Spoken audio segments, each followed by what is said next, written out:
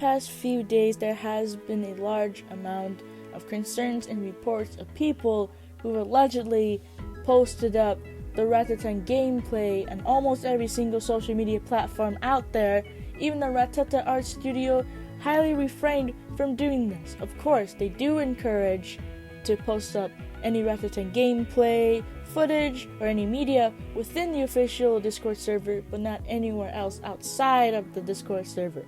Turns out people don't listen and they do it anyway. Now here's how you could be able to help out to track down those who've been leaking out the beta version of Ratatan, or if possible, the alpha version of Ratatan as well. I'll teach you everything, tips, tricks, how to identify this and that, so you can be able to help the community. Now, the first easy thing to do is just search on the internet. You can search pretty much everywhere. YouTube, Twitch, Google, Bing, I don't care where it is, but you're gonna find a whole bunch of results from these users out there. Another thing to keep in mind is to be aware when the video was published. When the beta testing phase first started out, it launched from February 28 and it ended on April 4th, 2025. There's going to be a whole bunch of videos that are going to be published within these dates. For the alpha, we're going to look back to dates all the way back to 2024. When it first started, it launched from November 13th all the way to December 2nd of 2024. But do keep in mind that some of the video publishing dates are going to be different. The most obvious one out there is the title screen. For beta, it's going to start out with the Ratata's art studio opening. It's going to be very detailed, and there's also going to be a pop-up message that explains the beta testing version, the test procedures, and so on before you can click continue to the main menu of the game. Within the main menu, you can see that you could be able to wish list the game from Steam. You can also access their YouTube. You can also join their Discord server and also accessing to their feedback form. Most notably, pay attention to the top right hand corner of the screen here where it points out what version the game is. During the beta, there were 4 updates throughout the game. If you see update 0.255, 70, 99, or 107, that's the beta version of the game. The alpha, however, is going to be much simpler and less fancy compared to the beta. It's going to show the Ratata Art Studio logo before launching the main menu. From there, it looks less detailed compared to the beta version. There's not that much over here, but do pay attention to the right top corner of the screen. Now, the alpha version only had 3 updates. If you see update 0.25, 17, or 20, that is the alpha version of the game. When it comes to file saving within the game, there are really huge differences between the beta and the alpha version. For beta, it's going to look like this. You can tell it's very much detailed. The save file is gradually going to change as the player progresses through the game. The alpha, however, is going to look like this. There isn't that much detail, doesn't look much as fancy as the beta version. If you see any of these, that's definitely the alpha. When it comes to choosing a Ratatan to play as, there are huge differences between the beta and the alpha. During the beta, you can see this. We have all sorts of characters that you can play as Mimi, Hari, Nandola, and so forth. Within the update 0.2.99, Camel was also introduced. The alpha, however, is going to look very much different. It's going to look like this. We don't have as many Ratatan characters like in the beta version. The alpha version was only limited to these characters right here. Pakurappa, however, arrives at update 0.2.20. If you see any of that, that's definitely the alpha. The Rataport is also going to make its debut within the content leak.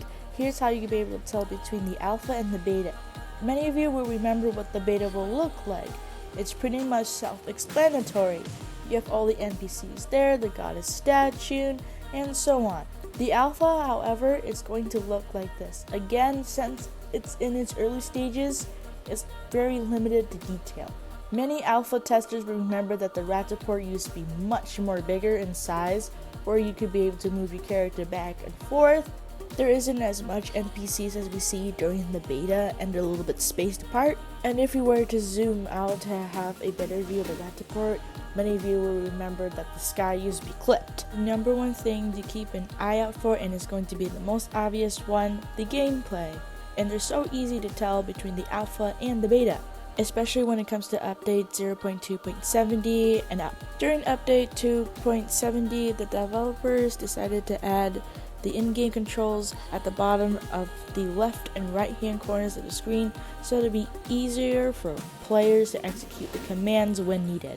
And it follows a 3-beat instead of a traditional 4-beat. They have also added an advanced control option where you can actually have the option to play like Rataport.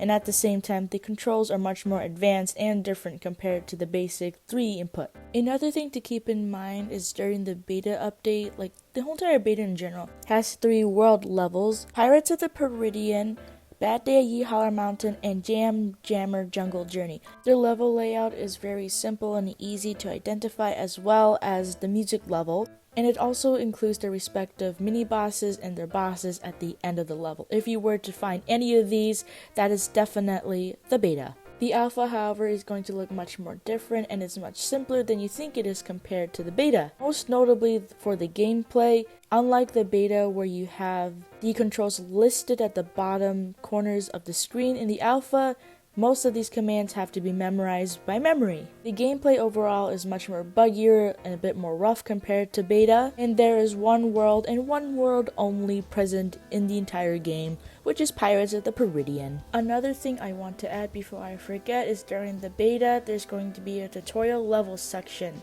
If you were to see Crow and Fortune, that's definitely the beta, because during the alpha, there isn't any of this. Now, that being said, what if you or someone has the Ratatan beta or alpha game footages and you posted them online? What do you do to prevent yourself from further trouble? You can either set these videos private or unlisted.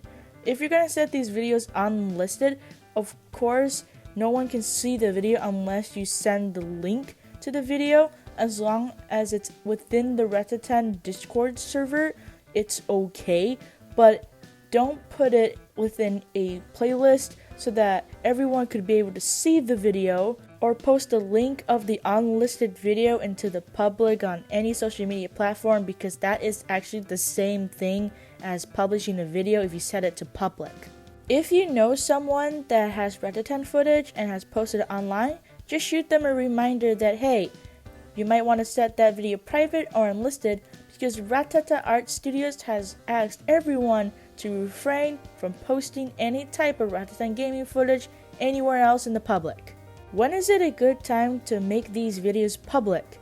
Well, we're going to have an announcement somewhere in the future that will confirm this. If you are a media distributor, or if you have any questions or concerns regarding this, you can ask them.